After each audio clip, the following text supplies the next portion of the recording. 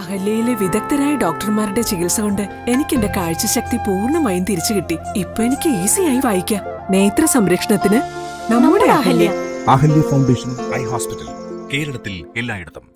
മൂവാറ്റുപുഴ താലൂക്ക് കുടുംബസംഗമവും അവാർഡ് വിതരണവും സംഘടിപ്പിച്ച് Kerala state used vehicle dealers and brokers association. Cinema serial താരം നസീർ സംക്രാന്തി വിശിഷ്ടാതിഥിയായി പങ്കെടുത്തു. Kerala state used vehicle dealers and brokers association Muvattupuzha taluk കുടുംബസംഗമവും അവാർഡ് വിതരണവും സംഘടിപ്പിച്ചു.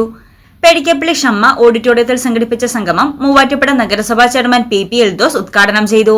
പക്ഷെ പാവപ്പെട്ടവന് കുട്ടി നല്ല വസ്ത്രമില്ലാതെ കയറിയ വസ്ത്രമിട്ട് ചെരുപ്പ് പോലും ഇല്ലാതെ സ്കൂളിൽ പോയി പഠനം നടത്തുമ്പോൾ നിങ്ങളെ ആ നിലയിൽ ഉയർത്തിക്കൊണ്ടുവരാൻ ഏറ്റവും കൂടുതൽ പാടുപെടുന്നതും കഷ്ടപ്പെടുന്നതും നിങ്ങളുടെ കാരണവന്മാരാണ് എന്നുള്ള ചിന്ത നിങ്ങൾക്കുണ്ടാകണം. അവരെ മറന്നുകൊണ്ട് ഒരു പ്രവൃത്തിക്കും നിങ്ങൾ മുന്നോട്ട് പോകരുത്. രാവിലെയും വൈകുന്നേരവും പ്രാർത്ഥിക്കുന്നവരാണെങ്കിൽ മാതാപിതാക്കളെ ഓർത്ത് പ്രാർത്ഥിക്കാനും അധ്യാപകരെ മനസ്സിൽ കാത്ത് തമ്പുരാനെ രക്ഷിക്കണം എന്ന് സൂചിപ്പിക്കാനും വേണ്ടി നിങ്ങൾ സമയം കണ്ടെത്തണം. എന്നാൽ മാത്രമേ നമുക്ക് ജീവിതത്തിൽ വളർച്ചയും ഉയർച്ചയും ഉണ്ടാകൂ എന്നുള്ള കാര്യം മനസ്സിലാക്കി അവരെ ബഹുമാനിക്കണം എന്ന് മാത്രം ഞാൻ സൂചിപ്പിക്കാൻ ആഗ്രഹിക്കുന്നു. സിനിമ സീരിയൽ താരം നസീർ സംക്രാന്തി ചടങ്ങിൽ വിശിഷ്ടാതിഥിയായി പങ്കെടുത്തു. Muvattupuzha traffic SI KP Siddique ലഹരിവിരുദ്ധ ക്ലാസും മോട്ടിവേഷൻ ക്ലാസും Muvattupuzha motor vehicle inspector Varun ഗതാഗത ബോധവൽക്കരണ ക്ലാസും നയിച്ചു. SSLC, +2, ഡിഗ്രി പരീക്ഷകളിൽ ഉന്നത വിജയം നേടിയ അംഗങ്ങളുടെ മക്കളെയാണ് ചടങ്ങിൽ അവാർഡ് നൽകി ആദരിച്ചത്.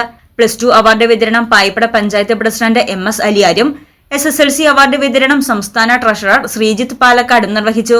താലൂക്ക് പ്രസിഡന്റ് PK മോഹനൻ അധ്യക്ഷത വഹിച്ച ചടങ്ങിൽ സംസ്ഥാന പ്രസിഡന്റ് സിദ്ദിഖ് മാളിയേക്കൽ മുഖ്യപ്രഭാഷണവും സംസ്ഥാന ജനറൽ സെക്രട്ടറി അമ്പു രാജക്കാട് സംഘടനാ വിശദീകരണവും നടത്തി. Taluk general secretary M Makkarthoppil, taluk treasurer Anu Mohan, ജില്ലാ സംസ്ഥാന നേതാക്കൾ തുടങ്ങിയവർ പ്രസംഗിച്ചു. തുടർന്ന് അംഗങ്ങളുടെ വിവിധ കലാപരിപാടികളും അരങ്ങേറി.